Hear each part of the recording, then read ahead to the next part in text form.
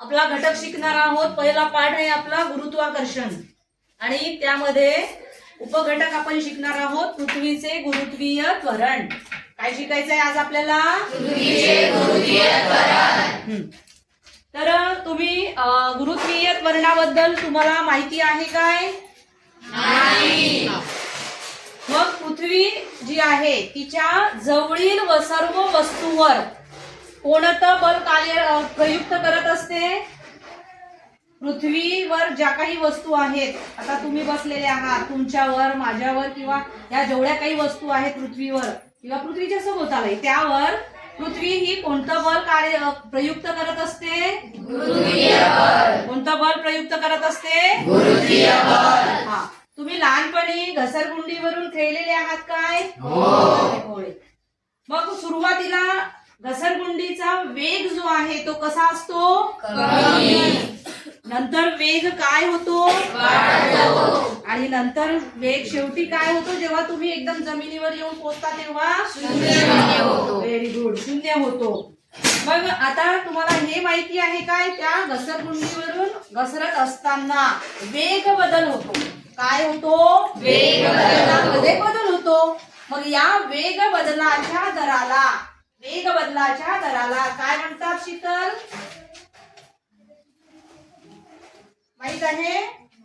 नाही। ठीक आहे, बस। बघा, मग आता आपल्याला माहिती आहे की वेग बदलाच्या दराला, मी सांगते, वेग बदलाच्या दराला त्वरण म्हणायचं। काय म्हणायचं?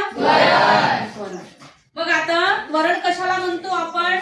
ठीक आहे, त्वरण समजलं। वेग बदलाच्या दराला त्वरण असे म्हणतात। पण आपल्याला आज काय शिकायचं आहे? पृथ्वीचे गुरुत्वीय त्वरण। पृथ्वीचे गुरुत्वीय त्वरण।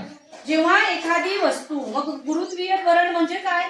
जेव्हा एखादी वस्तू पृथ्वीच्या गुरुत्वीय बलामुळे खाली पडते आणि त्या वस्तूमध्ये वेग बदल होतो, त्याला म्हणायचं पृथ्वीचे गुरुत्वीय त्वरण। काय म्हणायचं? पृथ्वीचे गुरुत्वीय त्वरण। म्हणजे पृथ्वीच्या गुरुत्वीय बलामुळे निर्माण होणाऱ्या त्वरणाला पृथ्वीचे गुरुत्वीय त्वरण असे म्हणतात। आज आपण एक प्रयोग करणार आहोत। कशाचा प्रयोग? आपल्याला सिद्ध करायचा आहे की गुरुत्वीय त्वरण हे वस्तूच्या वस्तुमानावर अवलंबून नसते। काय म्हणताय मी? गुरुत्वीय त्वरण हे वस्तूच्या वस्तुमानावर अवलंबून नसते। त्यासाठी आपण इथे एक मोठा चेंडू घेतलेला आहे आणि एक छोटा चेंडू घेतलेला आहे। हा प्रयोग करण्यासाठी कोण येतो आहे पुढे? सुमित आपला प्रयोग करून दाखवणार।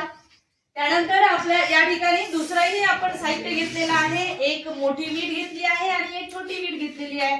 बघूया आपण की हे दोन्ही ज्या वस्तू आहेत त्याच्यापैकी कोण पहिले खाली पडतं।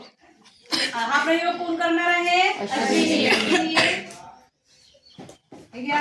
हा बघा, म्हणजे आता या ठिकाणी एक मोठा चेंडू आहे, एक छोटा चेंडू आहे।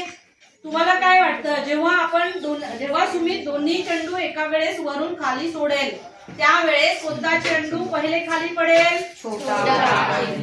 आणि कोणता चेंडू नंतर खाली पडेल? मोठा।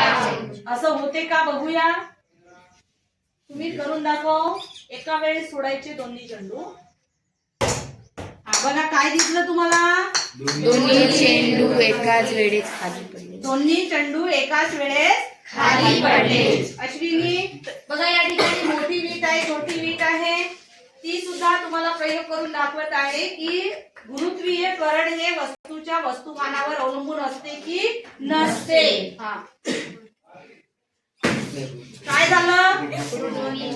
दोन्ही विटा ज्या आहेत त्या एकाच वेळेस खाली पडल्या। यावरून आपण काय सिद्ध केलं की गुरुत्वीय त्वरण हे वस्तूच्या वस्तुमानावर अवलंबून नसते। गुरुत्वीय त्वरणाच्या मूल्यामध्ये कोणकोणते बदल होतात ते आपल्याला बघायचं आहे। पृथ्वीच्या पृष्ठभागावर गुरुत्वीय त्वरणाचं मूल्य कसं बदलते ते आपण बघूया। आपल्याला माहिती आहे की पृथ्वी ही पूर्णपणे गोलाकार आहे का?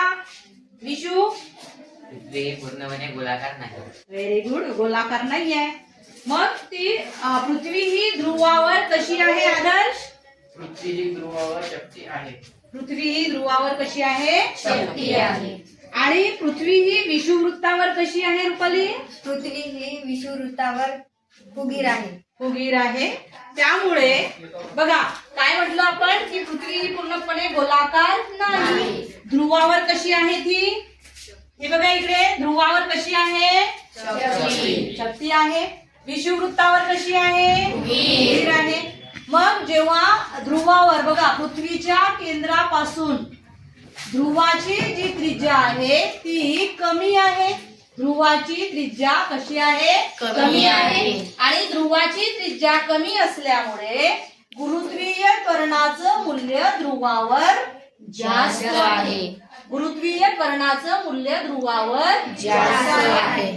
आणि पृथ्वीच्या केंद्रापासून विषुववृत्तापर्यंत पृथ्वीची त्रिज्या जी आहे ती जास्त आहे. कशी आहे? जास्त आहे. आणि त्यामुळे या ठिकाणी गुरुत्वीय त्वरणाचं मूल्य हे विषुववृत्तावर सर्वात कमी असते. कसं असते? कमी असते.